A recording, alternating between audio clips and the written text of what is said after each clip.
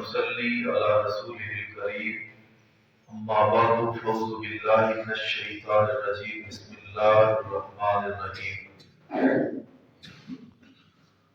خذ من أموالهم صدقة تطهرهم وتزكيهم بها وصل عليهم إن صلاتك سكن لهم والله سمیع علیم۔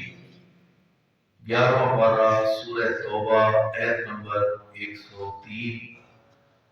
اللہ تعالیٰ نے جو پچھلی آیت میں بیان کیا ہے کہ وہ جو پکے سچے اہل ایمان تھے وہ تبوک سے پیچھے رہے، لیکن ان کے اندر ایمان تھا، اللہ کا پیار تھا، رسول اللہ صلی اللہ علیہ وسلم کی سچی محبت تھی، تو اللہ جانتا تھا یہ منافق نہیں، منافقوں کے لیے الگ ان کو کر دیا گیا، اور جو کمزور مسلمان واقعی ان سے غلطی ہوئی لیکن وہ ہے پکے ایماندار تھے، تو انہوں نے آ کے توبہ کی درخواست کی تو اللہ نے ان کو معاف کر دیا۔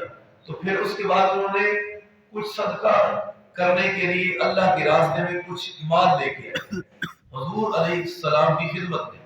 حضور یہ مال ہے، اللہ کے راستے میں ہم دینا چاہتے ہیں، اس غرض سے جو ہم نہیں جا سکے تو ہماری غلطی کو اللہ معاف فرمائے۔ تو آسمان سے اللہ نے پھر وحی نازل کی، اور یہ آیت ہے سورہ توبہ کی آیت نمبر 103۔ آپ علیہ السلام کو اللہ نے فرمایا خذ من اموالہم صدقہ، اے میرے پیارے حبیب صلی اللہ علیہ وسلم ان کے مالوں میں سے جو صدقہ آپ کو دیتے ہیں وہ صدقہ لے لیں، تو طہرہم وتزکیہم ان کو پاک اور صاف کر دیجئے اس کے ساتھ، وصلی علیہم اور ان کے لیے دعا بھی کیجئے، آپ کی دعا ان کے حق میں اللہ قبول فرمائے گا۔ یہ چاہتے ہیں کہ ہمارے نبی ہم ہمارے لیے دعا کریں اور ہمیں اللہ معاف کرے تو ہمیں سکون ملے۔ آپ علیہ السلام کو اللہ نے فرمایا ان صلاتک سکن لہم، بے شک آپ کی نماز ان کے لیے باعث راحت ہے، باعث سکون ہے، ان کو سکون آتا ہے آپ کے صحابہ کو، آپ ان کے لیے دعائیں کریں تو اللہ پھر آپ کی دعا کو قبول بھی تو فرماتا ہے نا۔ اس لیے صحابہ چاہتے ہیں ہمارے لیے ہمارے نبی دعا کریں۔ تو ایک نقطہ ہے اس آیت میں، وہ کیا ہے؟ اللہ تعالیٰ نے فرمایا کہ ان کے مالوں میں سے جو صدقہ خیرات دیتے ہیں وہ لے لیں، اللہ کے راستے میں تقسیم کریں۔ نمبر ایک پہلی بات تو یہ ہے صدقہ اور زکوٰۃ نبی صلی اللہ علیہ وسلم پر اور آپ کی آل پر حرام ہے۔ صدقہ زکوٰۃ نبی صلی اللہ علیہ وسلم اور آپ کی آل اولاد پر حرام ہے۔ آپ نے کبھی پوری زندگی صدقہ یا خیرات میں اس کے مال کی کھجور یا اناج یا کوئی اور چیز آپ نے کبھی آج تک استعمال نہیں کی، اللہ نے آپ کو بنا دیا۔ یہ کیا ہے؟ یہ امیر ترین لوگوں کے مالوں کی میل کچیل، صدقات ان کے مالوں میں سے یہ زکوٰۃ نکالی جاتی ہے، صدقہ نکالا جاتا ہے اور ان کے مال کو پاک کیا جاتا ہے۔ مثال کے طور پر آپ کو نہیں سمجھ آئی تو آسان، جیسے رو کو جو گنے کا رس ہوتا ہے اس کو بڑے کڑاہے میں ڈال کر نیچے آگ جلا کر تو اوپر سے بار بار میل اتار کے اس کو سائڈ پہ رکھتے ہیں، اور نیچے سے کس لیے؟ خالص گڑ بنانے کے، تو وہ میل اتاری جاتی ہے۔ اسی طرح اس مال کو پاک کرنے کے لیے اللہ نے کہا اوپر سے وہ جو میل ہے نا وہ اتار دو، لیکن امیروں کے لیے بھی حرام ہے، وہ بھی نہیں استعمال کر، وہ تو پہلی بات ہے۔ تو یہ جو اب حق ہے کن کا ہے؟ اب کمزوروں کا، یتیموں کا، بیواؤں کا، مسافر جو سفر میں ان کی جیب میں کچھ نہیں رہا، وہ پریشان ہیں، تو ایسے بندے ناتواں، کمزور، یتیم، غریب، مسکین، ان کے لیے یہ ان کا حق ہے اور ان کے لیے ناجائز نہیں، اللہ ان کے لیے جائز قرار دے رہا ہے، اور اللہ تعالیٰ نے فرمایا میرے نبی صلی اللہ علیہ وسلم آپ استعمال نہیں کر سکتے۔ اور دوسرا نقطہ یہ ہے اللہ کہہ رہا ہے کہ مجھے دو صدقہ زکوٰۃ، مجھے دو اپنے مالوں کو پاک کریں۔ اللہ اپنے بندوں کا مال صدقات زکوٰۃ فطرانت اپنی طرف سے قبول کر لیتا۔ نبی صلی اللہ علیہ وسلم قبول کیا، لوگوں میں تقسیم کر دیا، آپ استعمال نہیں کیا۔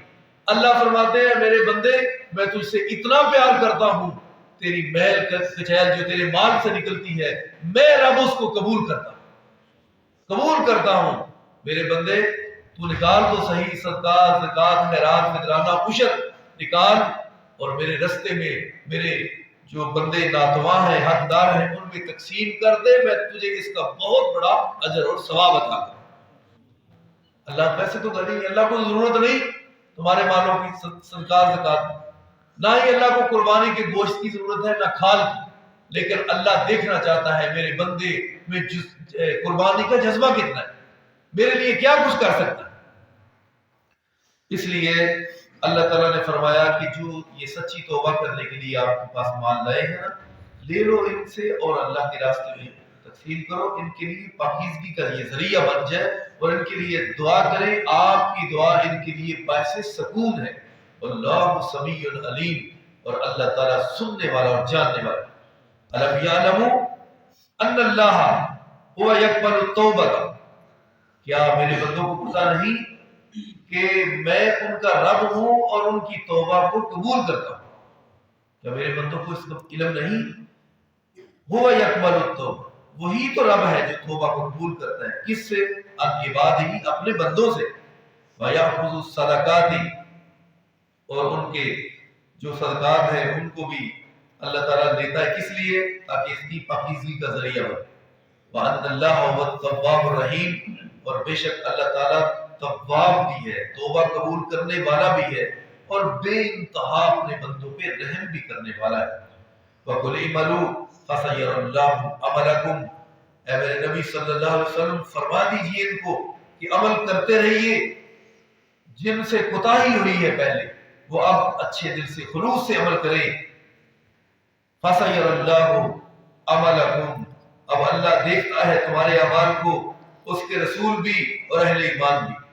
اب اچھے عمل کرو خلوص دل سے، اب کوتاہی نہ کرنا، تو آپ تمہارے عمل کو اللہ بھی، رسول اللہ بھی اور اہل ایمان بھی اب دیکھیں گے کہ آپ کیسے عمل کرتے ہیں۔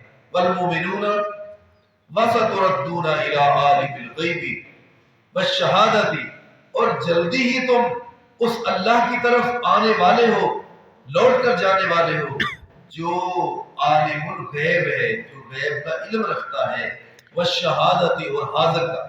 میں پہلے بھی کئی دفعہ نقطہ بتا چکا ہوں، یہ تو سمجھ آتی ہے اللہ عالم الغیب ہے، غیب کی بات کو غور سے بات سمجھا کرو نا، یہ نہیں کہ صرف بندہ ایک درس ہو رہا ہے بس ہو رہا ہے، ٹھیک، قرآن ہے، یہ میری بات نہیں ہے، ایک بڑا قیمتی نقطہ ہے، اور انشاءاللہ ایسا سمجھ آئے گا، میں بار بار جمعوں میں خطبوں میں کہتا ہوں یہی سمجھ آ جائے نا تو کافی ہے۔ اس کا مطلب کیا ہے؟ ایک بات بھی ہمیں سمجھ آ جائے تو ہماری لائن کو درست کر دے۔ وہ کیا ہے؟ یہ تو سمجھ آتی ہے کہ اللہ چھپی ہوئی چیز کو جانتا ہے۔ اگر ہم سے کوئی چیز گم ہو جائے نا، اس گاؤں میں صرف گم ہو جائے، اس گاؤں میں، تو ہم پریشان ہو جاتے ہیں، کبھی ادھر دوڑتے ہیں کبھی ادھر دوڑتے ہیں، یار کوئی چیز ہماری دیکھی تو نہیں، بچہ چلا گیا تھا دیکھا تو نہیں، وہ مل نہیں، پھر آخر کار اعلان کرواتے ہیں، لوگوں سے پوچھتے ہیں، اتنے سے تھوڑے سے چند پیڑیوں کے اندر جو گاؤں ہے اس میں کوئی چیز گم ہو جائے تو ہم پریشان ہو جاتے ہیں، ہمیں وہ ملتی نہیں۔ لیکن اللہ تعالیٰ ہر چھپی ہوئی چیز، آسمان میں ہو، زمین میں ہو، زمینوں کے نیچے ہو، رات کی تنہائی میں پتھر پر، سیاہ پتھر، کیڑی بھی سیاہ، اللہ فرماتے ہیں وہ سیاہ پتھر پر چھوٹی سی کیڑی چل رہی ہے، میں اس کے چلنے کی، رینگنے کی آواز بھی اپنے عرش پہ سنتا، میں رب ہوں، میں رب ہوں۔ دوسرا نقطہ، اب یہ تو سمجھ آ گئی، اب یہ ہے اللہ نے فرمایا جو چیز سامنے ہے میں اس کو بھی جانتا ہوں، جو چیز سامنے موجود ہے میں اس کو بھی جانتا ہوں۔ سوال پیدا ہوتا ہے یہ کون سا پھر عجیب چیز ہوگی؟ سامنے تو چیز ہوگی تو وہ تو سامنے نظر آ رہی، اللہ فرماتے ہیں میں وہ جانتا ہوں۔ کیا مطلب؟ مطلب یہ ہے میرے بھائیوں، پوری دنیا میں درخت ہمارے سامنے ہیں، ہم سامنے دیکھ رہے ہیں، ہم ایسے کمزور ہیں ہم تو ان کی تعداد کو بھی نہیں جانتے۔ پوری دنیا میں کتنے درخت، ہمارا جتنا مرضی سیر کر لیں ہے تو سامنے، چلے یہ بھی مشکل ہے، ایک درخت ہمارے گھر میں لگا ہوا ہے اس میں جتنے پتے ہیں آپ کو تو یہ بھی نہیں پتا، پھر حاضر کا کون جاننے والا ہے؟ اب سمجھ آ گئی، جو چیز سامنے ہے اس کو بھی جاننے والا صرف اللہ۔ دوسری مثال، یہ مثال ہے قرآن و سنت پر. حدیث جو اللہ کہہ رہا ہے میں حاضر کو اور غیب کو جانتا. وہ تو سمجھ آ گئی جو چیز کسی کو پتا نہیں وہ اللہ جانتا ہے. ماں کے پیٹ میں کیا ہے، بچہ ہے بچی ہے. لوگ کہتے ہیں الٹرا ساؤنڈ کے ذریعے پتہ چل جاتا ہے. بعض دفعہ اللہ کی قسم الٹرا ساؤنڈ بھی غلط ہو جاتا ہے. کئی ایک ایسے سامنے آئے رزلٹ.